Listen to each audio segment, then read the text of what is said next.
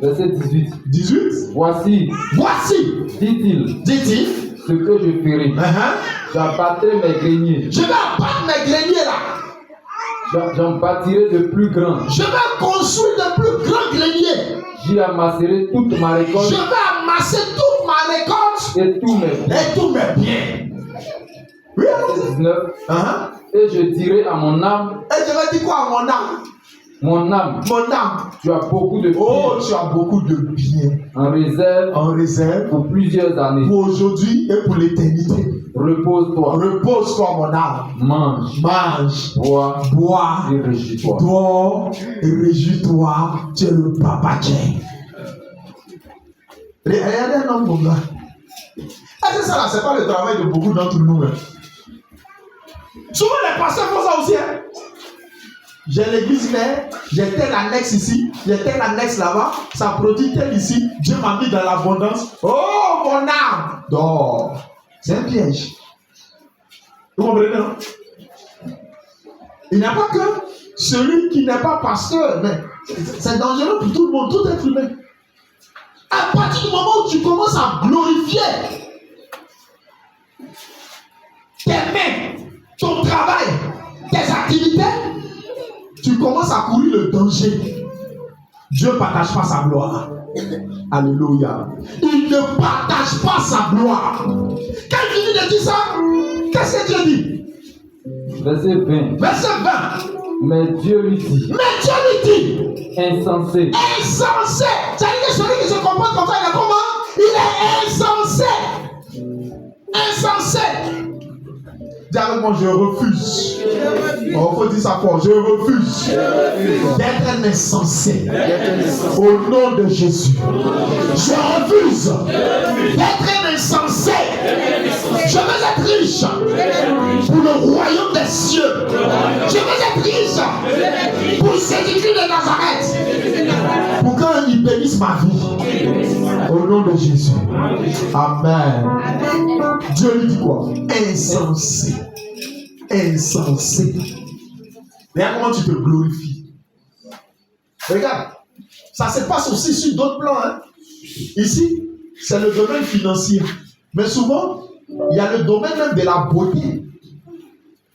Il y a certaines personnes qui disent, oh, tu es trop jolie. Sois tranquille, sœur. Laisse les princes s'amuser. Tu es trop belle pour appartenir à un tel homme. Il ne te mérite même pas. Alléluia. Ouais, il y a des gens qui font ça. Et elle a fait ça jusqu'à... Elle a vieilli. Elle s'est pas rendue compte. Elle a vieilli. C'est quoi? Dieu dit quoi? Insensé.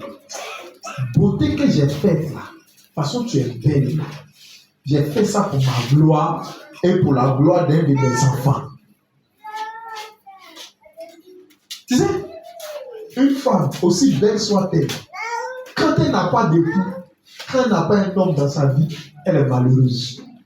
Un homme, aussi beau et élégant soit-il, quand il n'a pas une femme dans sa vie, on ne le respecte pas, on ne le considère pas, on trouve que c'est un homme dangereux. Amen. Parce que ça surprend les gens. Comment, avec une telle beauté, tu n'as pas de femme? Ça veut dire que tu es un homme mauvais.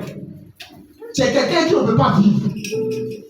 Mais c'est de ça qu'il s'agit. C'est pourquoi dans les entreprises, là, on ne donne jamais un poste de responsabilité, de haute responsabilité à quelqu'un qui est barbu. C'est pas la barbe qui est son problème. Hein? Il est barbu, moustachu, poilu. Et puis il n'a pas femme. Ça veut dire quoi? Il a l'âge. Je sais toutes ces choses pour vous dire que c'est un homme qui est mûr, c'est un homme qui est grand, c'est un homme qui est responsable. C'est comme le figuier qui ne produisait pas. Jésus a fait quoi? Il a produit ça. Tu te comportes comme quelqu'un qui va produire des fruits, des figues. Tu es beau, tu es élégant, tu es grand, tu es barbu, tu es moustachu. Et puis depuis là, tu n'es pas marié. Et puis depuis là, tu n'as pas d'enfant. Et puis depuis là, tu ne peux pas donner des petits-fils à la maman là. Pourquoi? Il est là, ce sont mes études qui me préoccupent. tu vas vieillir avec tes diplômes. Vous comprenez ça? Il y a des gens qui se glorifient de leur beauté. Tu es beau, tu es élégant. Oh, sois tranquille. Faut faire vibrer les femmes. Alléluia. Faut les faire vibrer. Faut les laisser vibrer. Alléluia. Les gens qui sont jolis là, dans les églises là, ils ont raconté leur expérience. Les sœurs là, elles sont nombreuses, sont allées offrir des cadeaux, espérant que son cœur va pencher vers là-bas. Ça, c'est un passage qui me disait ça. Il dit, pasteur, depuis que je me suis marié, les cadeaux ont cessé. Parce que les femmes là, les jeunes femmes, utilisaient les cadeaux pour se positionner. Sa femme a gâté la veille là. Il a eu beaucoup de cadeaux. Mais ce n'est pas un bon travail. Quand c'est comme ça, Dieu te dit insensé.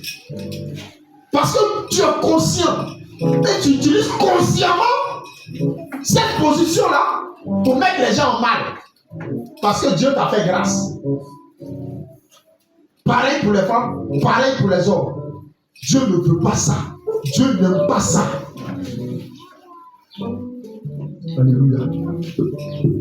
Dieu n'aime pas qu'on utilise ce qu'on a pour se glorifier. Et le monsieur il dit, mon âme, tu as beaucoup de biens pour plusieurs années. Dors, réjouis-toi, fais ce que tu as fait, parce que toute l'éternité t'appartient. Et Dieu lui dit, insensé. Regarde comment tu es insensé. Tu ne sais même pas qui est l'auteur de toutes ces grâces-là, qui est l'auteur de toutes ces bénédictions, qui est l'auteur de toutes ces faveurs. C'est Dieu. C'est lui que tu dois glorifier.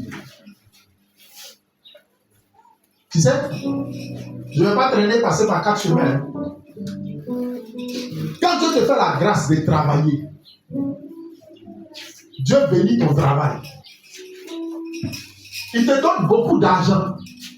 Il te donne beaucoup de grands biens. Et puis tu n'es même pas capable, en tant que chrétien et enfant de Dieu, après avoir obtenu le fruit de ton travail, là, enlever ce qu'on appelle ne serait-ce que la dîme pour venir remettre ça à Dieu. Tu es un insensé.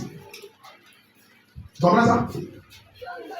Quand tu n'es pas capable de faire ça, là, tu es un insensé. Et puis tu veux que Dieu te bénisse davantage. Mais l'intérêt de Dieu, là, c'est où? Dans toi, là. Son intérêt où? C'est tout pour toi, quoi. Seigneur, bénis-moi. Oh mon Dieu, bénis-moi. Il te bénit pourquoi? Dieu bénit ses enfants pour des raisons bien précises. Vous savez, quelqu'un qui n'est pas marié, on ne peut jamais lui donner l'argent d'une femme. Il a pas ça. Hein? C'est-à-dire qu'il arrive quelque part, il n'est pas marié, gros célibataire endurci. Et puis on lui dit non, tiens ça, c'est ce morceau de pain, c'est pour madame. C'est pour madame. Donc dites-moi, est-ce qu'on fait commission comme ça à quelqu'un qui est célibataire? Hein? Quand Dieu te bénit là, il te bénit pour quelque chose. Il te bénit pour un but bien précis. Quand tu sors le matin, pour que tu rentres le soir là, Dieu te regarde et il dit, il n'est pas bon que tu rentres bredouille. Les enfants sont là. Souvent là, quand on va te renvoyer du travail là, on pense à ta famille pour te maintenir. Parce qu'on sait que c'est ça là, il l'utilise pour nourrir sa famille. Donc au nom de la famille, on te laisse. Sinon si c'est toi là, toi. Alors on en tue là. Alléluia. Mais s'il n'y a pas de femme, s'il n'y a pas de famille, s'il n'y a pas de raison pour laquelle on doit te bénir, on te bénit pourquoi? Tu comprends ça? Quand Dieu te fait grâce, il bénit ton travail, il bénit tes activités, il bénit toutes tes réalisations. Là, quand il bénit ça, c'est pour qu'en retour sa maison soit bénie. Tu comprends ça? Amen. C'est pour qu'en retour là, son œuvre la plus avancée. Amen. C'est pour ça. Quand il te bénit là, il y a pour tes enfants dedans, il y a pour la maison dedans, il y a pour les femmes, il y a ce lieu dedans, il y a ce dessus dedans. Ben, il ne faut pas avoir honte. Dieu veille à ça aussi. Et ça disait ça. Quand tu regardes la chose là, tu vois ça, c'est trop simple. Je mets payer les charges, je mets dans mon compteur, il est courant. Tu penses que c'est Dieu qui fait ça? Parce que Dieu sait que tu es son enfant, son nom est sur toi. Si c'est tous les voisins, il y a courant, et puis chez toi, il n'y a pas courant, c'est pas affaire de coupure, c'est pas affaire de baisse de tension, mais c'est une affaire de, il n'y a pas crédit dedans. Vous voyez les voisins, qu'est-ce qui se passe? On regarde son compteur 0,0. Hein? La tante disait ça comme ça. Son compteur 0. Oh, le quartier va sortir. Est-ce que le quartier va sortir? Maintenant, la nouvelle, la tante là, qu'est-ce qui marche, on dirait qu'elle ne fait pas de truc là. Et donc, il n'y a pas de courant chez elle. Le jour que tu parles au quartier, on dit avancez là-bas. Quelqu'un qui a un problème, SEI, quand on entend nous dire quoi? Un problème SEI. Pour ne pas que ton nom se gâte, pour ne pas que le quartier sorte, Dieu te donne l'argent de crédit de compteur. Amen. Il te donne. Mais quelqu'un qui n'a pas de charge, quelqu'un qui dort dans mon salon, moi, mon enfant là, lui là, le Madiago qui est là, Dieu va lui donner 500 000 par mois pour faire ça. Les 500 000 que Dieu devrait lui donner là, ça passe ici. Ou bien ça passe là-bas. Parce qu'il n'a pas de charge. Ou bien, il va payer quoi avec 500 000? Hein? Il va payer quoi avec ça?